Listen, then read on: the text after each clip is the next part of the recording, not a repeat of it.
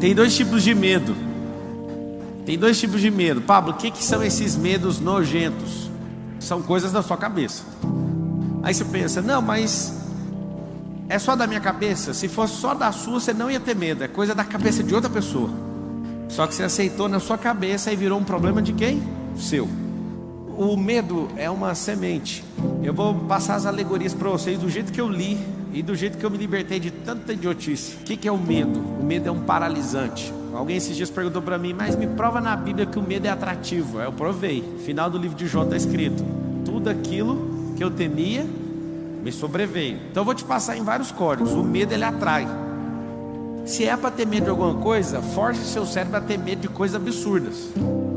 Por exemplo, tem medo de ter 2 helicópteros, tem medo de ter 1 bilhão na poupança. Eu exerço esse tipo de medo, de verdade.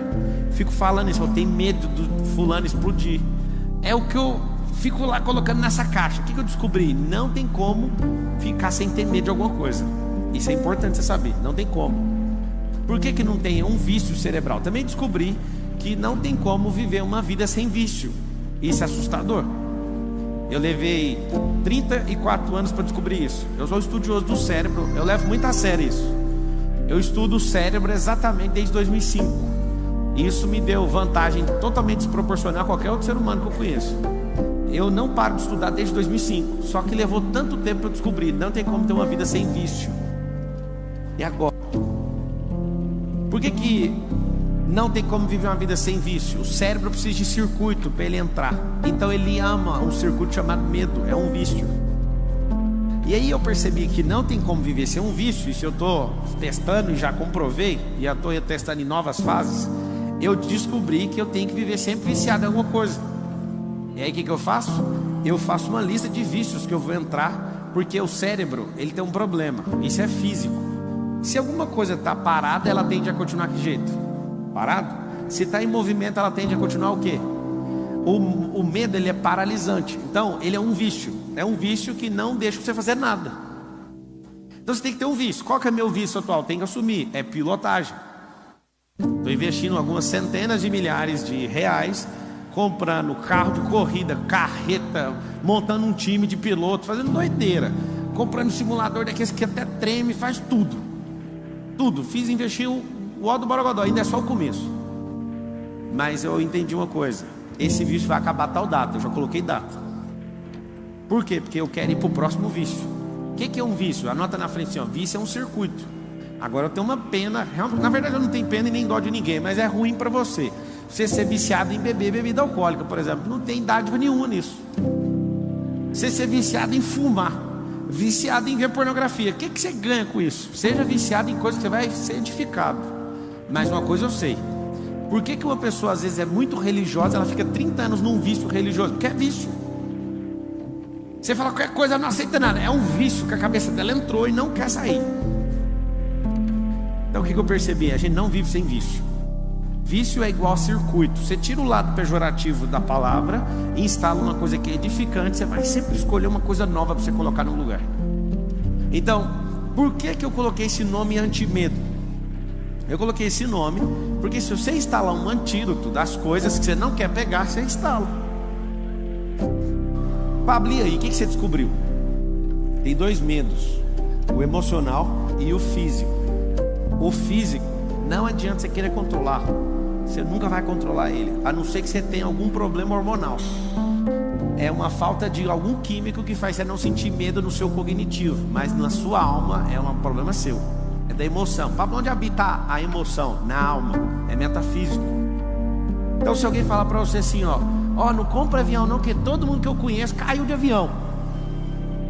Aí você pega uma base lógica: quantas pessoas você conhece? Quanto caiu de avião? Quanto sei o quê? Aí você fica aquele medo. É um medo emocional. Então o medo, você vai notar a alegoria: o medo é uma semente. Medo é uma semente. Sementes precisam de terra. O que é terra? A terra é a única coisa na terra, na história da criação, que se você joga uma semente, ela produz. Então semente não produz com vento, não produz com fogo, não produz em ouro, produz em terra.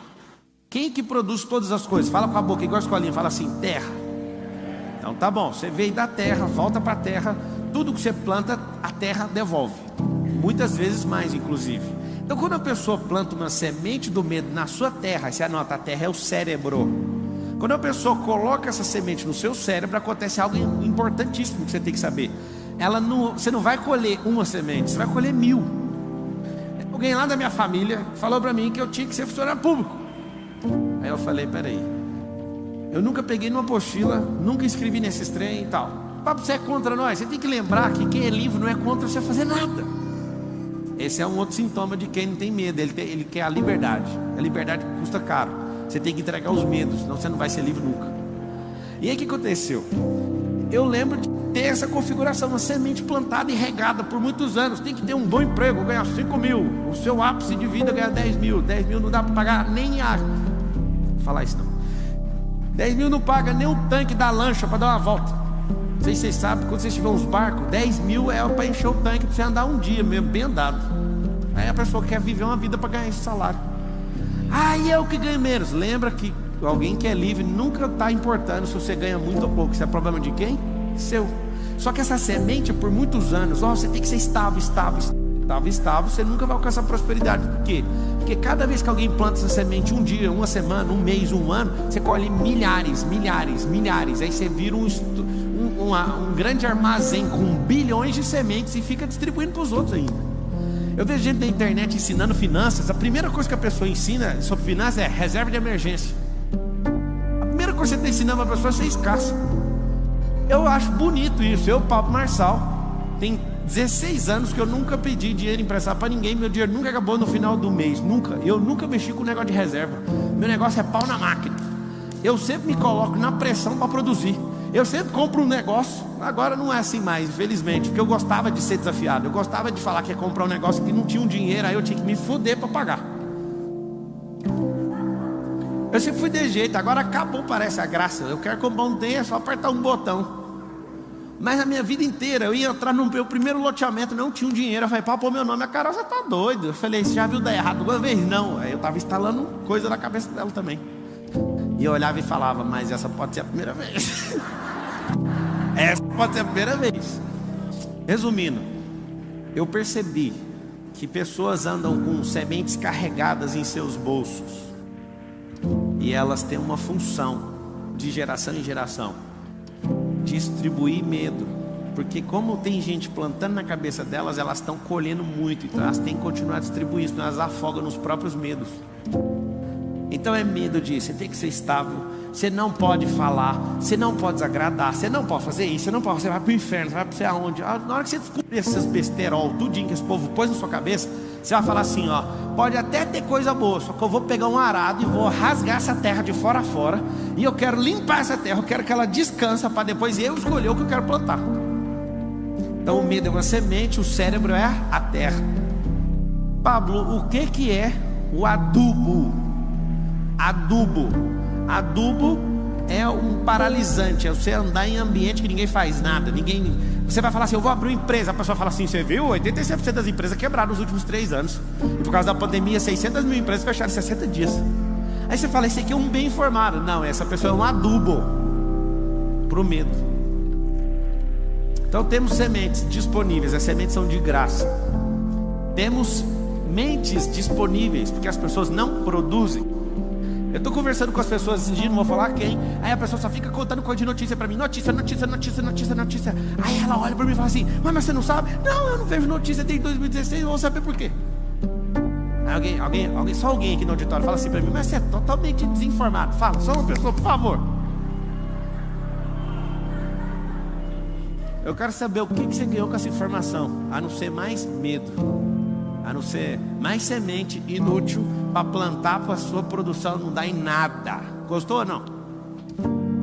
O que acontece? Se tem a semente, tem um campo, tem um adubo, tem um agrotóxico. Como é que combate o medo? Anota o agrotóxico: ação positiva de enfrentamento. Essa é a expressão que você vai lembrar depois de hoje. Ação positiva de enfrentamento. Pablo, eu não dou conta, eu não estou a fim de fazer. Faça assim mesmo, vai fazer. Pablo, eu não quero, faz mesmo assim. Nota uma frase assim, crianças fazem o que querem, adultos fazem o que precisa ser feito. Ponto final. Eu fui pedalar hoje com a pessoa, também pedalei 25 km hoje. E aí eu fui andar com essa pessoa, e a pessoa é boa em todos os esportes. Só que eu não sei se ela ficou nervosa de andar do meu lado. Acho que ela está no outro auditório ali, que tem um outro evento acontecendo ali. Ela chegou ali agora. E aí eu falei para ela: você não dá conta de andar comigo, mas eu posso te ensinar, você quer? Não, eu vim preparado para andar 100 km hoje. Eu falei assim: você está de cueca? Aí ele falou: tô. Eu falei: então já não tem como andar 100 km.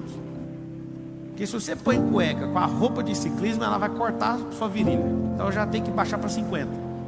Me acompanha aqui um pouquinho. Comecei a pedalar e sumi. Eu falei: você quer andar 100 km? Que jeito?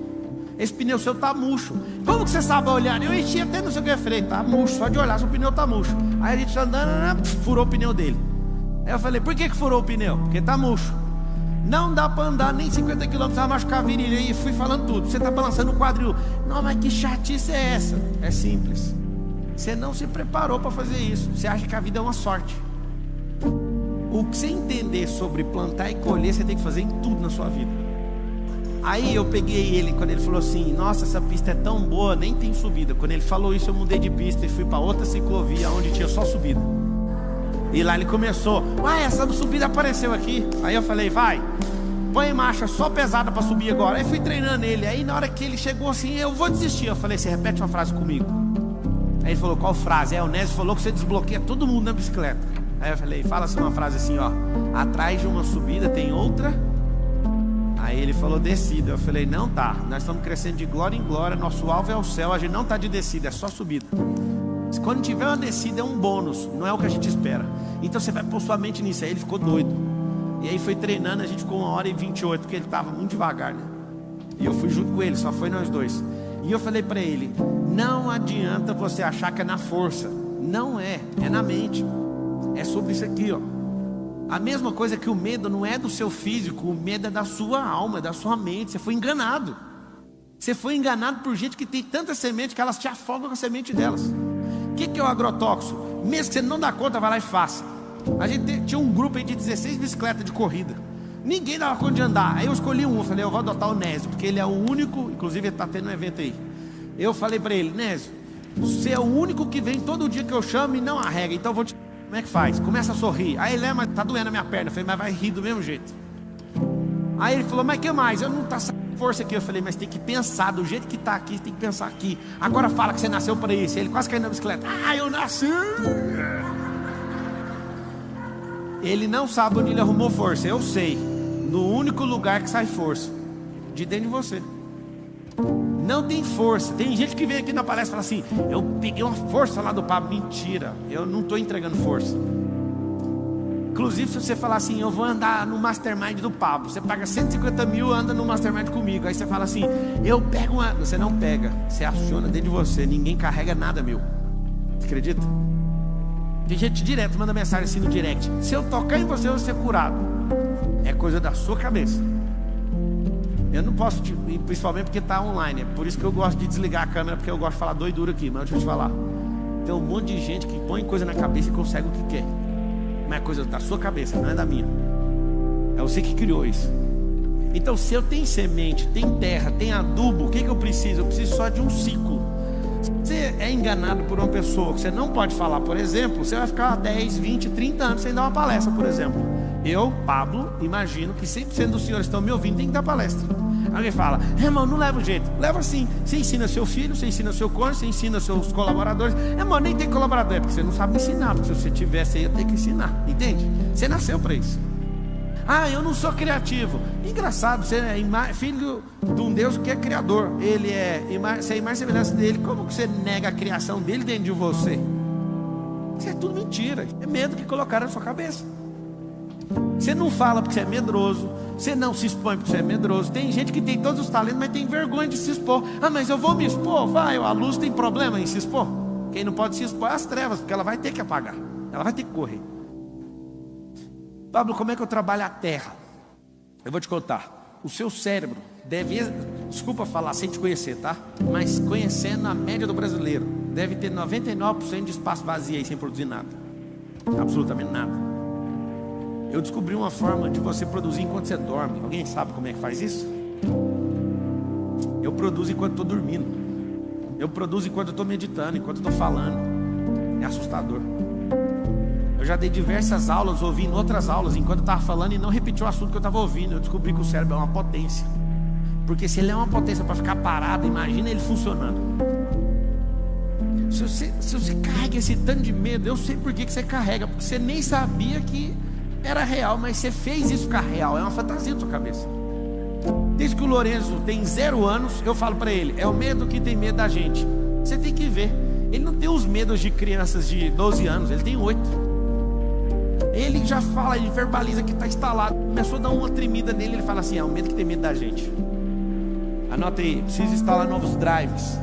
Porque quando alguém jogar um medo, o que você vai fazer? Você não vai deixar nem cair no campo. Tem uma coisa que você tem que saber, é que você nunca vai impedir um pássaro em toda a sua vida de cagar na sua cabeça. Você não dá conta. Se um pássaro quiser cagar na sua cabeça e ficar obstinado, ele vai cagar 1000 vezes na sua cabeça, a vida inteira. Mas tem uma coisa, você não, de hipótese nenhuma, você tem total gestão de não deixar ou deixar um pássaro fazer um ninho na sua cabeça. Quando você aceita o medo, você aceitou o pássaro fazer um ninho na sua cabeça. É isso que você fez.